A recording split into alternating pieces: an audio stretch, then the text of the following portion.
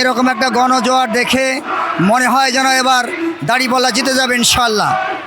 আমরা বিগত 16-17 বছরে জালেমের দুঃশাসনের কারণে এই জাতীয় কোনো সম্মান আমাদের হয় নাই, আমাদেরকে করতে দেওয়া হয় নাই।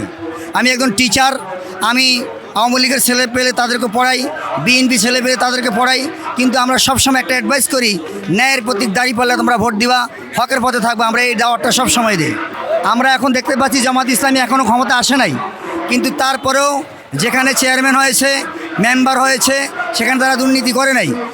আমরা জানি বিগত আগের সরকারে 2 জন মন্ত্রী ছিলেন, তাদেরকে অনেক চেষ্টা করেও তাদের কোনো দুর্নীতি খুঁজে পাই নাই।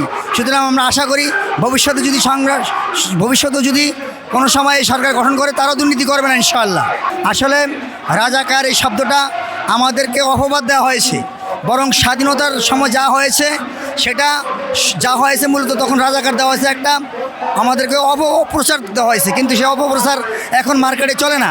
আধুনিক যারা যুবক তারা বুঝতে পেরেছে যে একটা অপবাদ, সুতরাং মার্কেটে এখন এই রাজাকার অপবাদ দিয়ে আমাদেরকে দমিয়ে রাখতে পারবে না ইনশাআল্লাহ। জামাতকে যদি সরকার গঠন করার সুযোগ দেওয়া হয়, বেকারদের কর্মসংস্থান হবে এবং যারা দুস্থ তারা আশ্রয় পাবে, যারা গরিব তারা ধনী হয়ে যাবে। জাকাত ব্যবস্থা চালু হবে, জাকাত ব্যবস্থা চালু হলে ধনী মানুষরা জাকাত দিবে আর গরিবেরা অটোমেটিকলি ধনী হয়ে যাবে।